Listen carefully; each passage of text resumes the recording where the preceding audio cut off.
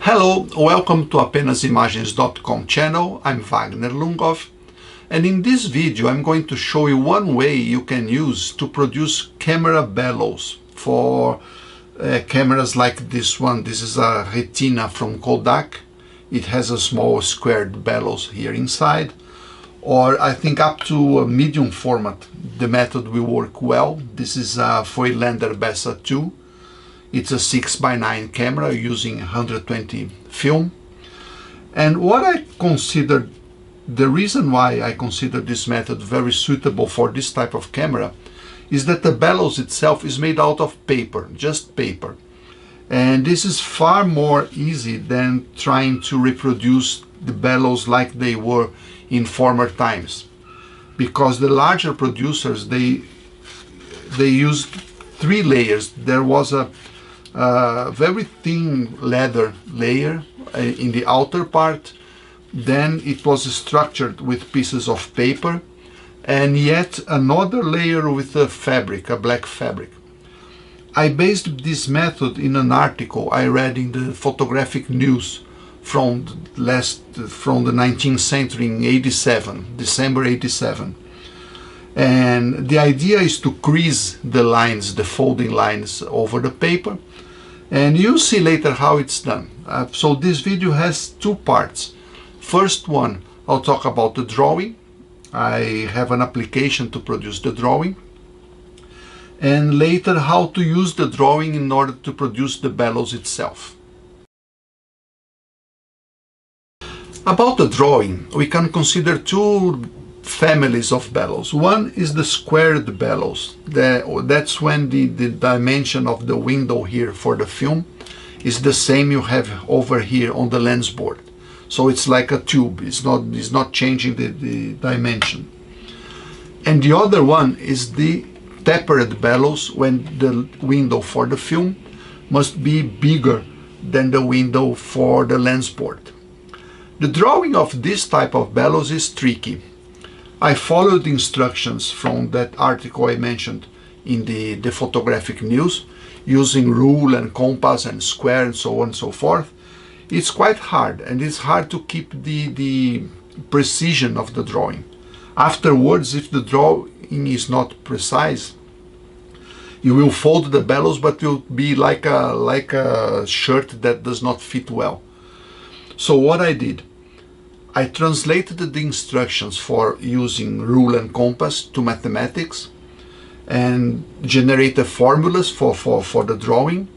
And today I have in my site one page that you can enter the dimensions of your bellows, and you will receive by email a PDF with a drawing like this.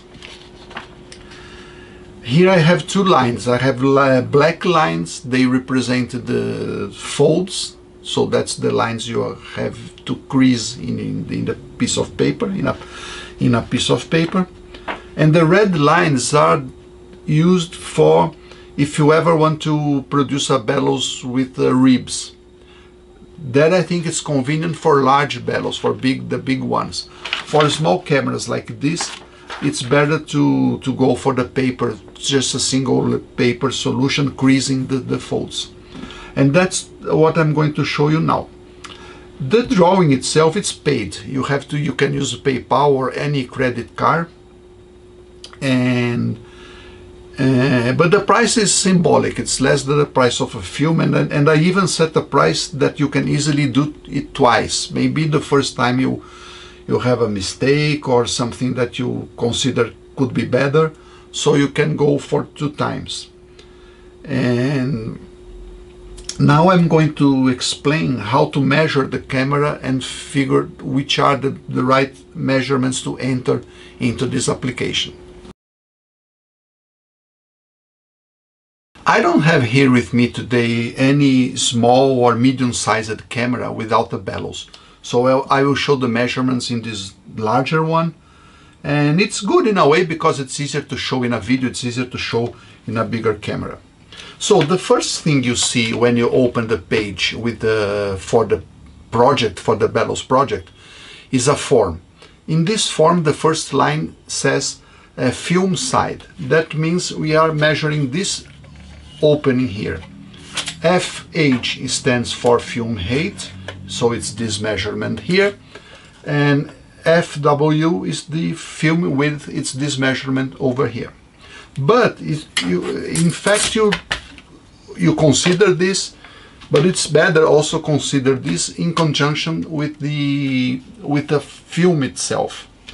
I will put this film holder inside here and see, because actually the gap, the bellows you leave, will be normally to be slightly smaller than the opening the camera body offers. Okay, so I'm seeing here that it's actually smaller. You see there's a little black stripe here. It corresponds to the film holder. It's the same width on both sides, so it will be smaller than the camera opening. And on the height, I see that over here it's a coincidence. I have the camera body cuts the image exactly at the same point as the film holder. But over here on the bottom, I see that the film holder is considerably smaller than the opening in the camera body. So I will measure actually not the camera, but I'll measure the film holder to decide about the size of the bellows. So over here, as a film height, I have 141 millimeters. I will give 1 millimeter more on both sides, so it will be 143. And in the film width, I have 92. I will give 94 millimeters, also one on each side. By doing this, I know that it will be, the bellows will invade a little bit this part here of the gap, but I see that I still have enough room for gluing it in a firm and secure way. So those are the figures I'm going to enter. Film height 143 and film width 94 millimeters. On the lens side, it's easier. It's basically to measure the diameter of the lens opening. Over here it's 33 millimeters. I will set 35. I'll add one on both sides. So, and as it's rounded here, it will be the same width and the same height. So in the form, on the lens side, I will set LH, that's lens height 36 millimeters, and lens width 36 millimeters, the same. Next measurement, next line in the form is border thickness. That's the measurement about this frame here where the bellows will be glued. One way to do it in a camera, especially in small cameras, is to use a little piece of paper here. I make one fold, I'll place it over there and fold it again. So this is the border thickness I can use in this bellows. I'll measure here, it's 12 millimeters. One important point is to check, because in some cameras, on the lens side, there's a little metal piece like this that will compress the bellows, and there will be a connecting ring to fix the bellows on the lens board. Is to check whether this border thickness you found here, it's enough to cover the thickness of this ring over here. Because if it, in case it doesn't, there you have a problem. You won't be able to place this little piece here inside the bellows in the lens part. But here it's okay. I see it's 7 millimeters. I said 12 for the border thickness. And you have to check also on all four sides how this 12 millimeters will fit. As we checked just before, the bellows will advance a little bit inside this gap. But I see that there is enough surface here for a good attachment of the bellows to the camera body. So that's how we'll proceed. how we would proceed in a camera like this. So I key border thickness 12 millimeters. The next measurement is the EL, is the extension length. It's how long your bellows must be able to extend. In small cameras like this, there is no big difference between the infinite and the close-up position. Close-up or the nearest focus.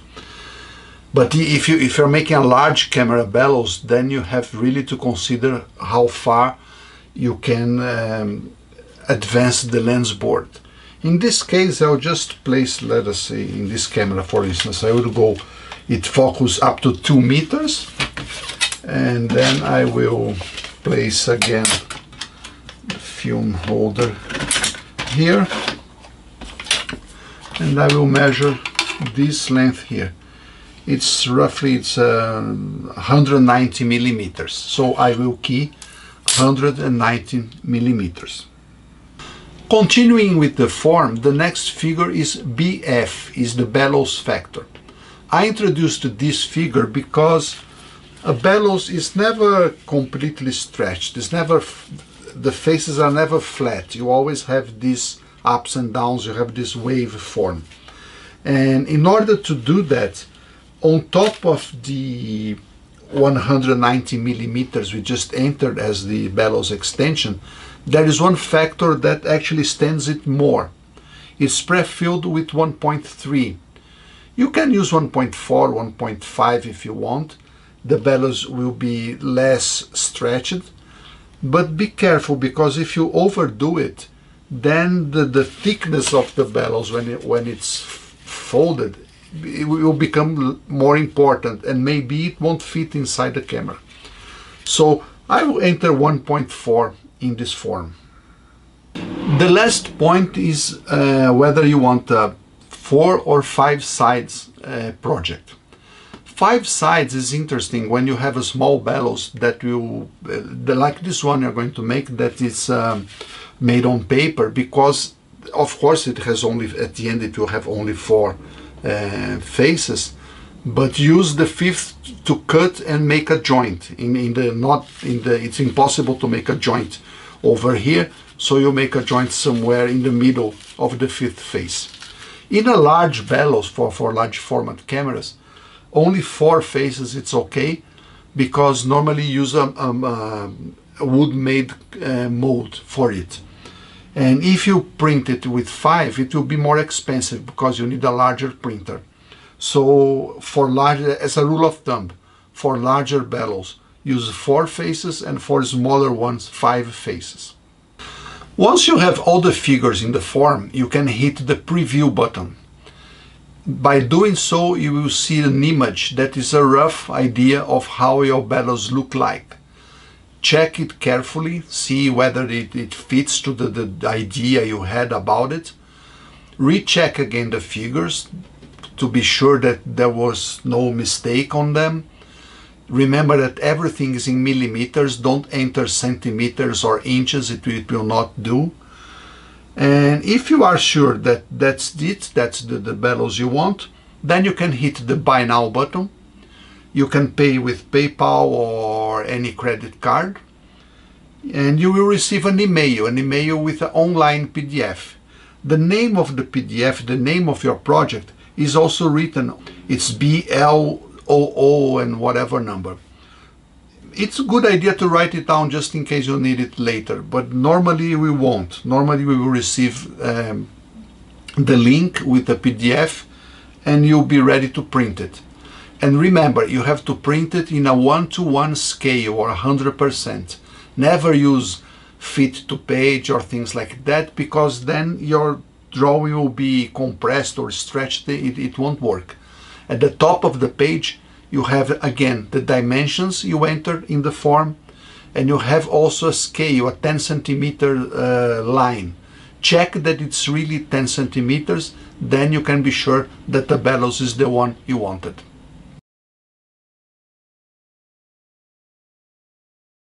Now I will show you how to use this drawing to make a bellows. I have here a piece of black paper. It's 80 grams paper. That's good enough for this size. In first place, you cut a drawing like this and fix it over the black paper in several points. It's important that here at the ends of the green lights you leave a very narrow border, and then you prolong the green lines over the black paper. And now, using a ball pen, you have to crease all the black lines, and do it really carefully in order to do it in the right place, and put a lot of pressure.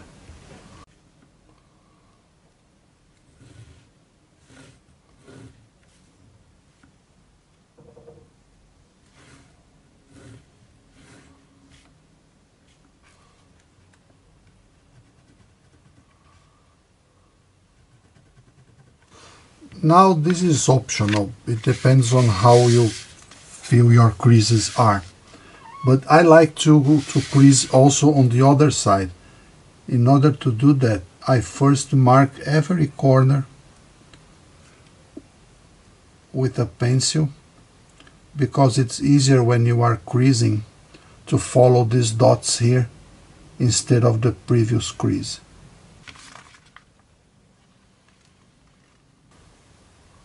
Besides the act of creasing in itself, I believe that the ink softens the paper a little bit, and that helps afterwards when you are folding it.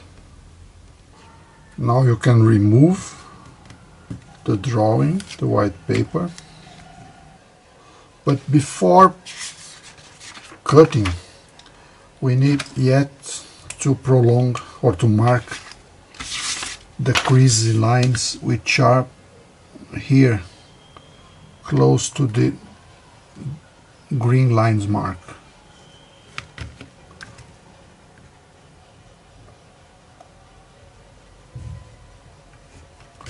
These new marks here are exactly over the creases. This is the external part of the bellows and this is the internal part. You have to end up with something like this. Notice that I have two short tips here and two longer tips there, and it's all creased.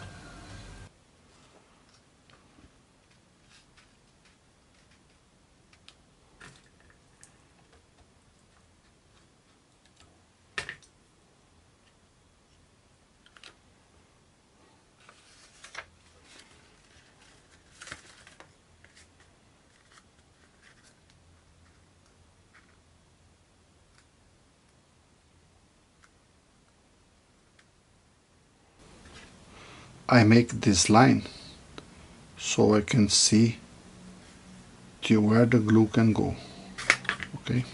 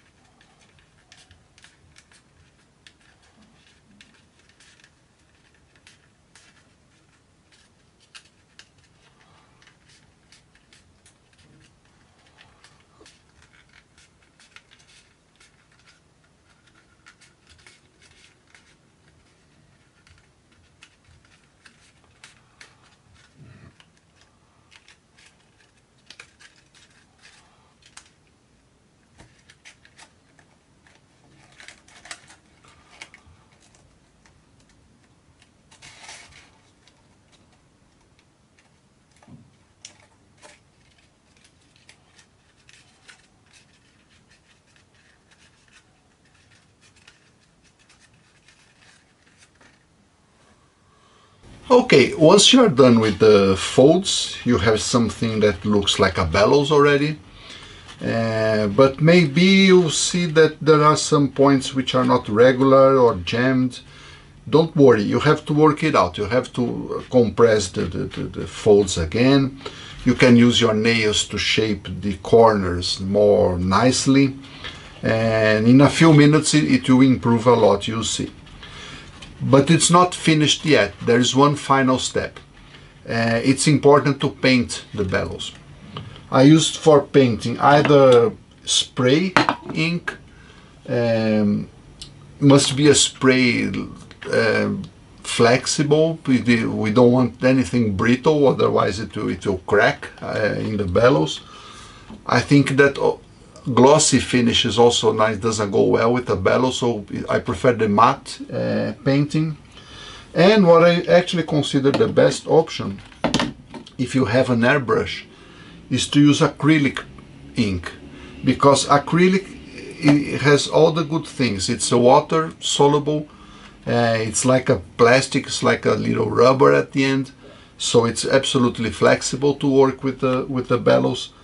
And it's a bit thick for airbrush, you have to dilute it. But instead of water, I use China ink, because another role of the painting is also to improve the light proofness of your bellows. Although you may use a very nice quality black paper, they are never completely light proof. So painting it in black, it helps also in this point. Okay, so I'll show you some takes I made using airbrush and using the spray painting, and then we'll be done with the bellows.